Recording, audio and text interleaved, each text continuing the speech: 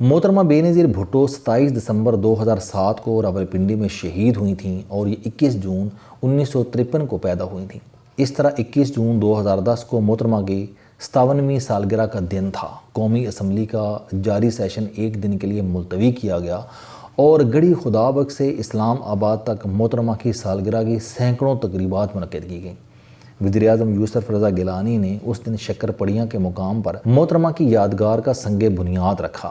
یہ یادگار آرکیٹیکٹ یاور جیلانی کی ڈیزائن کردہ ہے اور اس یادگار کے لیے CDA نے 10 ایکڑ زمین کا قطع دیا، جس پر تقریباً 1 ارب روپے کی لاگت سے شاندار کمپلیکس بنایا جائے گا۔ یہ کمپلیکس باب بے نظیر، دیوار عوام، ایوان بے نظیر اور مینار بے نظیر 4 حصوں پر مشتمل ہوگا۔ بے نظیر بھٹو کی یاد کو تازہ رکھنے کے لیے یادگار کی دیواروں میں طاقچے بنائے جائیں گے، جن میں بعد ازاں چراغ جلائے جائیں گے۔ یادگار کی دیواروں پر محترمہ کے اقوال بھی کندہ کیے جائیں گے۔ یادگار میں نرگس کے پھول جیسا ایک تالاب ہوگا۔ یہ تالاب چھوٹے چھوٹے درختوں اور نشستوں میں گھرا ہوا ہوگا۔ اس تالاب سے 4 چھوٹی چھوٹی ندیاں نکلیں گی اور پانی کے ایک بڑے حوض میں جا کر گریں گی۔ اس یادگار میں مینار بے نظیر کے نام سے ایک 4 پہلو مینار بھی ہوگا۔ یہ مینار 4 صوبوں کی نمائندگی کرے گا۔ یہ مینار رات کے وقت مینار نور ہو جائے گا اور اسلام آباد کے باسیوں کو دور سے دکھائی دے گا۔ یہ منصوبہ 2 سال میں مکمل ہوگا اور اس کے تمام اخراجات حکومت پاکستان ادا کرے گی۔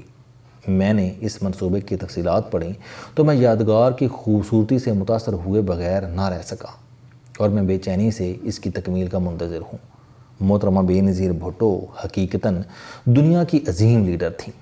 انہوں نے نہ صرف پاکستانی سیاست پر گہرے نقش چھوڑے بلکہ ان کی طلسماتی شخصیت نے پوری دنیا کو بھی متاثر کیا۔ محترمہ کا سیاسی پروفائل اتنا شاندار ہے کہ میری تجویز ہے کہ اس نوعیت کی یادگاریں پاکستان کے 4 صوبوں اور تمام شہروں میں بننی چاہئیں تاکہ ہماری آئندہ نسلیں یہ یادگاریں دیکھیں، محترمہ کی قربانیوں کا احساس کریں اور بعد ازاں محترمہ کی زندگی کو اپنے لیے چراغ حیات بنائیں۔ لیکن ساتھ ہی مجھے یہ یادگار محترمہ بے نظیر بھٹو کے اقوال اور فلسفے کی توہین بھی محسوس ہوتی ہے۔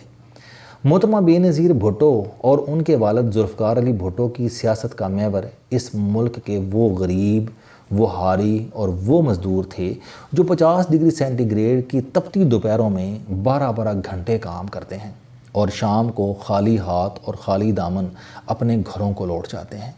محترمہ کی سیاست کا محور اس ملک کے وہ لوگ تھے جن کی نسلیں روٹی، کپڑا اور مکان کو چھونے کی آرزو میں دنیا سے گزر جاتی ہیں، لیکن ان کی تمام حسرتیں امیروں کی قبر میں دفن ہو جاتی ہیں۔ محترمہ نے پوری زندگی ان لوگوں کو اپنی سیاست کا محور بنائے رکھا جنہیں اس ملک میں 62 سال گزرنے کے بعد بھی صف اول کے شہریوں کا سٹیٹس نہیں ملا، جو آج بھی اس ملک میں اپنی شناخت ڈھونڈ رہے ہیں اور جنہیں اکثر اوقات اپنے انسان ہونے پر بھی شک ہو جاتا ہے۔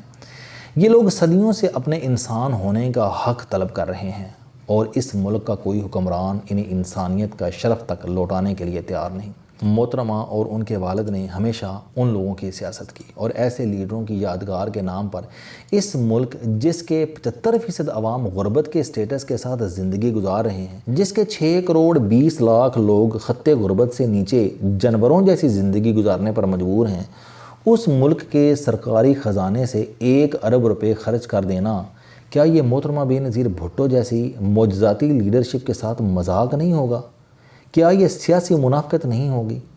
آپ محترمہ بے نظیر بھٹو کی سینکڑوں یادگاریں بنائیں، وفاقی دارالحکومت کے ساتھ ساتھ 4 صوبوں اور ملک کے تمام چھوٹے بڑے شہروں میں محترمہ کے نام سے مینار تعمیر کرائیں، لیکن اس کے لیے ان لوگوں کے فنڈز پر ڈاکہ نہ ڈالیں جن کے لیے محترمہ نے جان دی تھی۔ آپ اس کے لیے سرکاری وسائل استعمال نہ کریں۔ آپ محترمہ کی یادگار کے لیے سب سے پہلے پارٹی کے ان عہدیداران سے چندہ لیں جنہوں نے پاکستان پیپلز پارٹی کے نام پر اربوں روپے کمائے۔ اس کے بعد آپ پارٹی میں موجود ان تمام گیلانیوں، جیلانیوں، سعیدوں، مزاریوں، زرداریوں، بھٹوں اور جتوئیوں سے مدد کی درخواست کریں جو پوری زندگی محترمہ کے ٹرکوں میں سوار رہے، جو جیے بھٹو کے نعرے لگاتے رہے اور ان نعروں کے صدقے کروڑوں اربوں روپے کماتے رہے۔ اس کے بعد آپ ان سے رابطہ کریں جن پر سرکاری خزانہ لوٹنے یا لٹانے کے الزامات ہیں۔ اس کے بعد آپ ان خواتین سے رابطہ کریں جن کی انگلیوں میں اچانک $1.5 کی ہیرے کی انگوٹھیاں سج گئیں۔ اس کے بعد آپ ان وزیروں کی جیبیں بھی کھنگالیں جو 6 سرکاری گاڑیوں کے قافلوں میں شہر میں نکلتے ہیں اور ان کی اس شرمناک حرکت پر حکومت کے اپنے وزیر خزانہ عبدالحفیظ شیخ 22 جون کو قومی اسمبلی میں چیخ اٹھتے ہیں۔ 6 گاڑیاں رکھنے والے وزیروں کو شرم آنی چاہیے۔ اور اس کے بعد آپ پاکستان پیپلز پارٹی کے ان کارکنوں، ان جیالوں اور ان پارٹی ورکروں سے رابطہ کریں جو ذوالفقار علی بھٹو کو اپنا والد اور محترمہ کو اپنی بہن قرار دیتے تھے۔